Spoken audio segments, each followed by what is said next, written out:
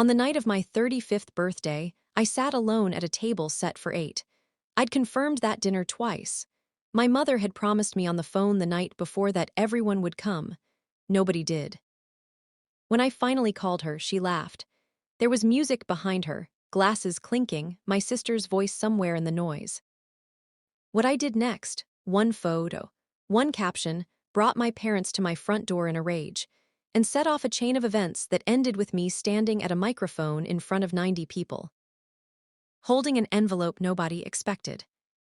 But here's what none of them knew. That night at the restaurant, I was already done paying for my seat at that table.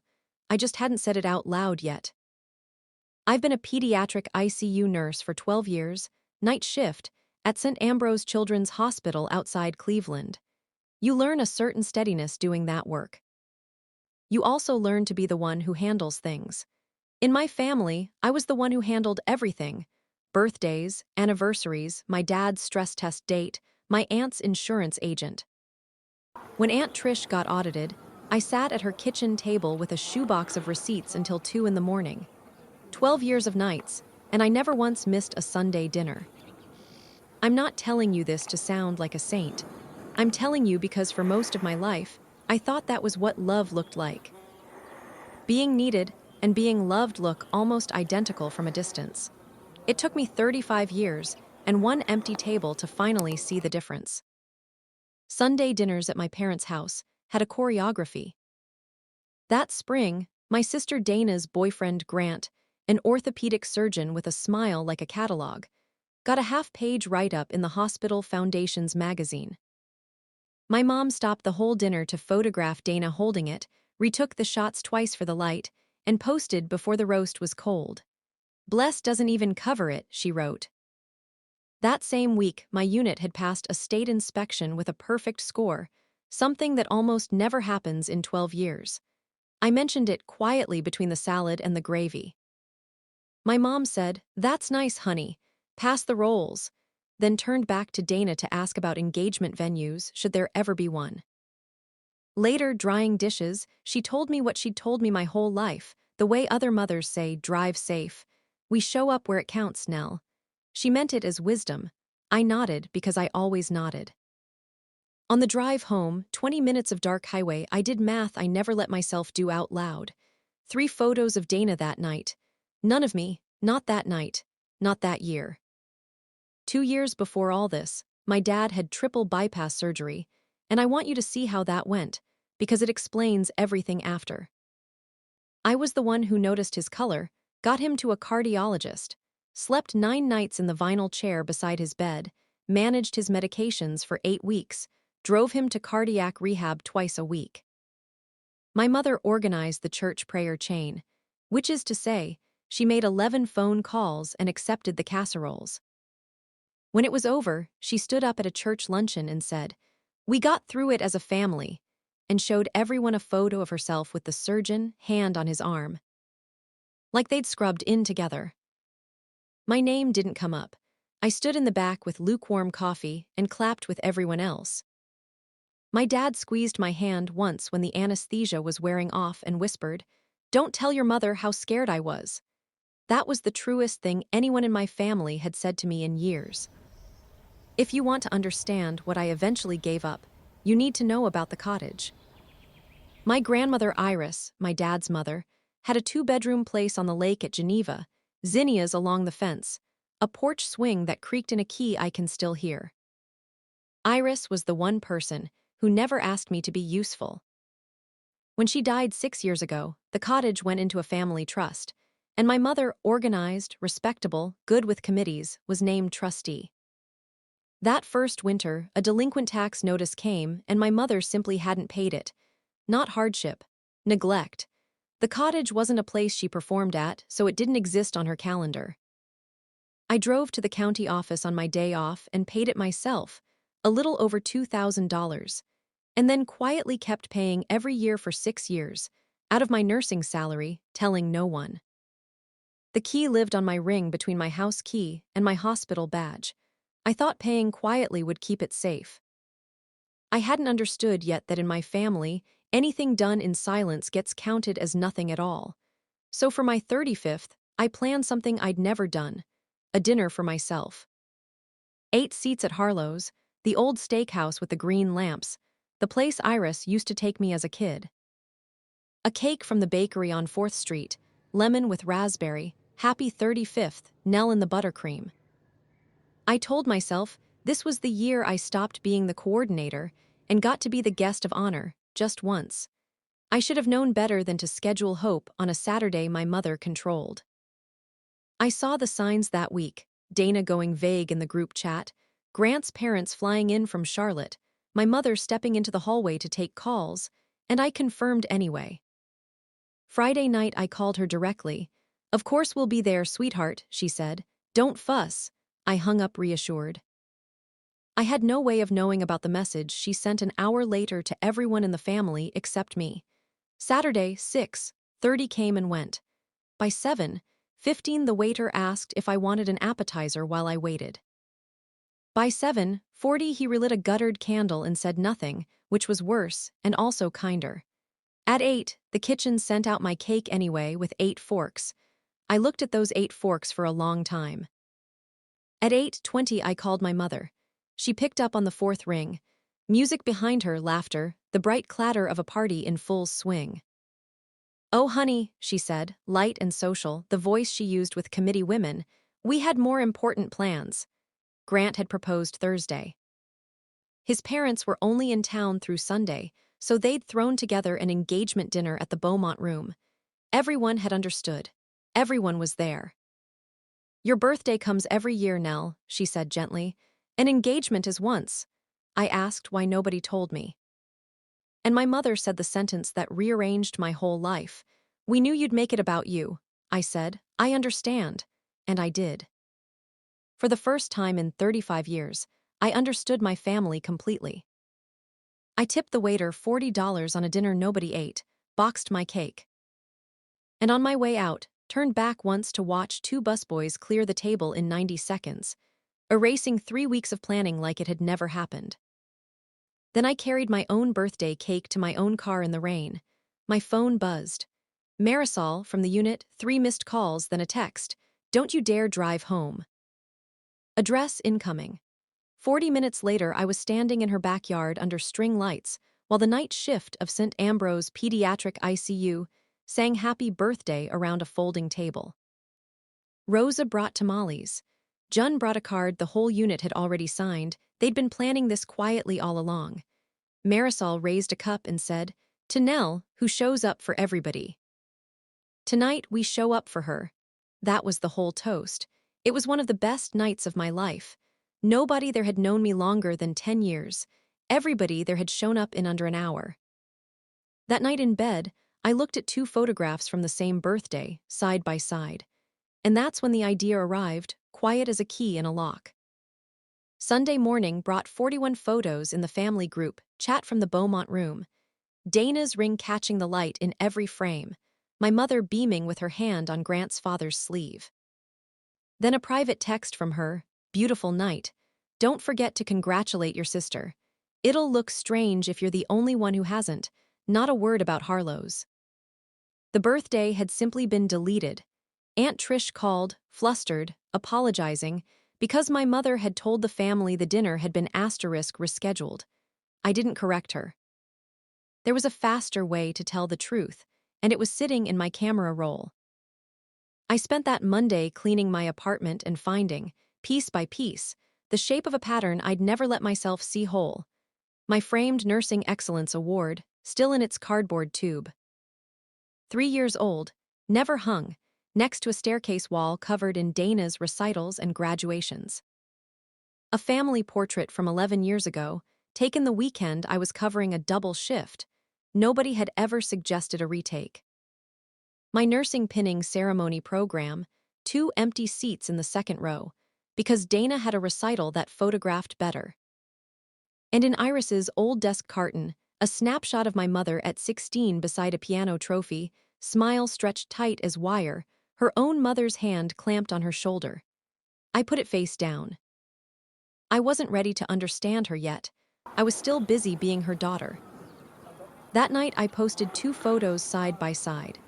8 empty place settings with my name in buttercream, and a folding table crowded with laughing night shift nurses, the same cake half gone. The caption was short: turned 35 this weekend. Booked a table for 8. My family had more important plans, so my real family threw me a party in a backyard on 90 minutes notice after a 12-hour shift. Thank you for showing up. That's all love is in the end, people who show up. No tag, no mention of Dana or the engagement, just true. I pressed post and slept 9 hours for the first time in a month. It didn't go viral, nothing in a small town does. It did something worse. It reached the exact 300 people my mother had spent 40 years performing for. Nurses I'd trained commented. So did 2 women from her own church circle, one of whom asked, pointedly, if this was Carol's daughter. By Tuesday, Aunt Trish's voice had changed entirely. What really happened Saturday? I told her plainly, the reservation, the confirmations, the fourth-ring laugh. She went quiet, a lifetime of managed stories reorganizing in her head. Dana texted for the first time since the proposal. Wow, really? On my engagement weekend? I didn't answer. My silence had always been counted as agreement. Now, for the first time, it was being counted as a threat. Tuesday night, my mother came through my front door mid-sentence, coat still buttoned, my father 2 steps behind with his hands in his pockets. The post was humiliating. Vindictive, Sharon from church had called.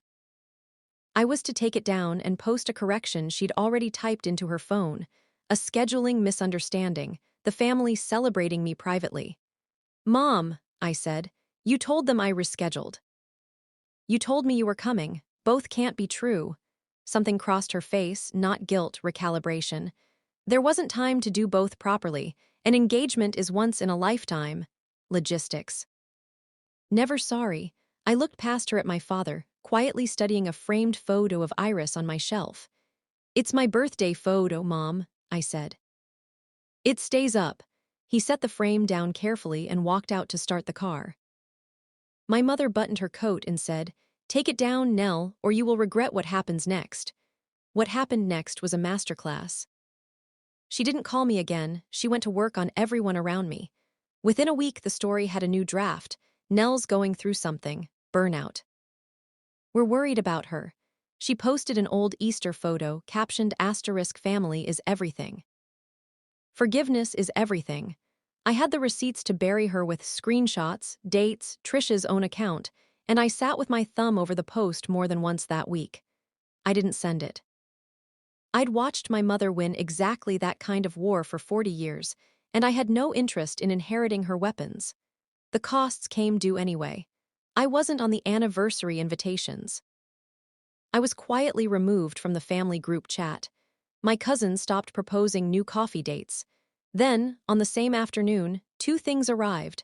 A text from Dana, "Can I come by Saturday?" Just me, and a thick envelope from a law office I'd never heard of. I let it sit against my fruit bowl all evening. Dana came without makeup, disarmament for her. Over coffee, she finally said what I never expected.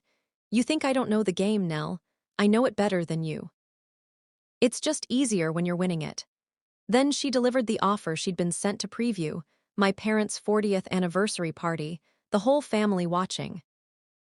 A scheduled moment where I'd say a few warm words, an apology without the word apology asterisk, and everything would go back to normal. 20 minutes of my life for my family back. She left before I opened the envelope, which was a shame because it was the other half of the offer. 3 paragraphs from the attorney for the Iris M. Upton Family Trust. The trustee, my mother, was evaluating the disposition of the cottage due to maintenance burdens. And voluntary payments by third parties conferred no ownership interest whatsoever. Translated, I know about your 6 years of tax payments. They buy you nothing. Keep embarrassing me, and I'll sell the one place you still feel loved. A trust attorney confirmed it flatly, sole trustee, broad discretion, no standing I could enforce. The door was legal, load-bearing, and locked from her side. That weekend, digging for the old tax receipts, I found something else behind that photograph of my 16-year-old mother. A letter from Iris to her sister, never mailed.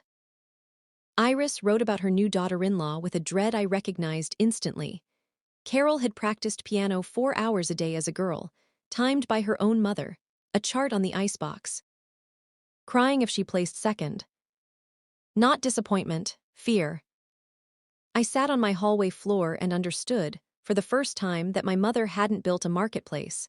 She'd survived one, and never stopped running it, because it was the only country she knew. It didn't unlock a single door, it just made the whole house sadder. Then she changed keys entirely. A warm text arrived, "This has gone on too long and it's breaking my heart. Say a few words Saturday, that's all, and it's forgiven, all of it. Dad misses you, and the cottage should stay in this family for your children someday." Every lever fitted a groove worn into me for 35 years. That night, I wrote the apology. It took 2 hours, and it was good, gracious, warm, completely deniable. I read it aloud to my zinnias, and what scared me was how easily it came. 35 years of practice will do that. Then I went to work. That week, a 6-year-old on my unit, post-op cardiac. Her mother, 24, worked days at a warehouse and sat every night in the bad vinyl chair, holding her daughter's foot through the blanket, because the wires made her afraid to hold anything else. No audience, no cake. Around 3 in the morning, I found her asleep, still holding that foot, and I understood the whole thing in one sentence. Love you have to earn is just wages. I'd been the hardest working employee at a family business that was never going to make me partner, apologizing for asking about the benefits. I deleted the draft without rereading it and texted my mother 4 words, "I'll be there Saturday." She replied inside a minute, "Wonderful, sweetheart. Wear the blue dress."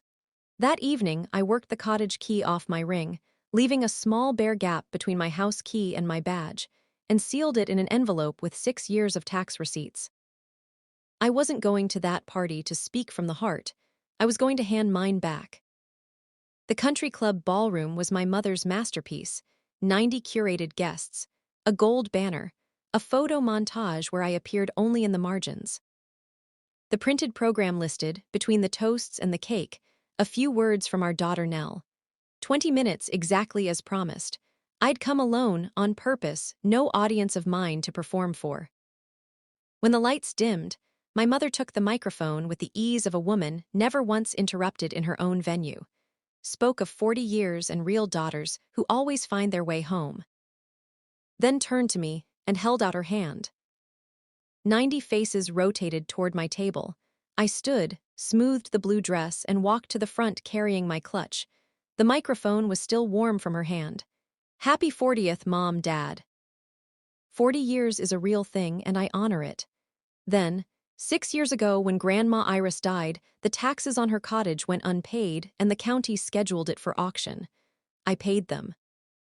I've paid them every year since, out of my nursing salary, quietly, because that porch was the one place this family ever let me be a daughter instead of staff. You all know me as the reliable one, and I want you to understand exactly what I'm retiring from.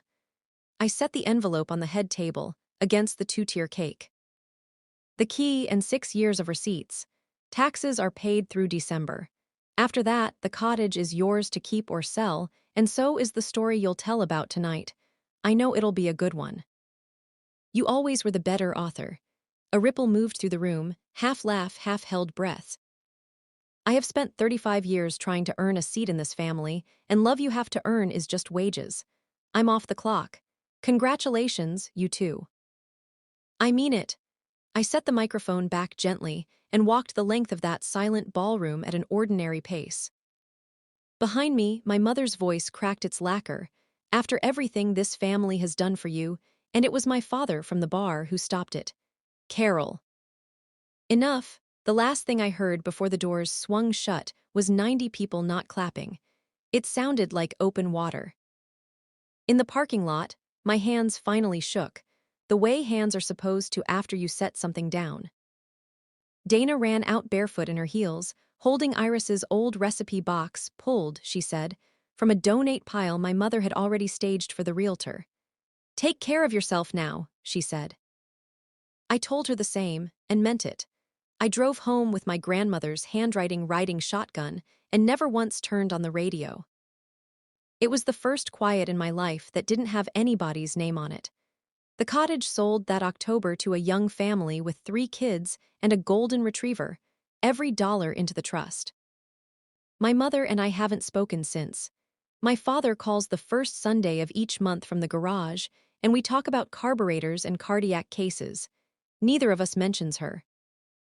It's a small bridge, rated for exactly 2 people, and we're careful on it. In January, I closed the account I'd used for 6 years of quiet payments and opened a new one. The bank asked me to name it. I typed *Iris. My 36th birthday landed on a Saturday in May. I didn't book a restaurant. By 6, my backyard was full, Marisol and her daughter fighting over the playlist, Rose's husband at the grill, half the night shift, my 81-year-old neighbor with his own lawn chair and homemade pickles. We ate at a long wooden table my unit had built me that spring, 8 seats, because Marisol has a dark sense of humor and a good heart. Along the fence, zinnias grown from seeds tucked in the back of Iris's recipe box were up and shouting. Someone took a photo of all of us at dusk. I never posted it. Some pictures aren't proof of anything. They're just your life happening at a table where every chair is full. Nobody at that table had more important plans. Nobody there had ever needed me to earn a thing. If love keeps a ledger, it isn't love. And if you ever walk away from a table like mine, somewhere between the door and the open air, you'll meet the person you were before you learned to pay.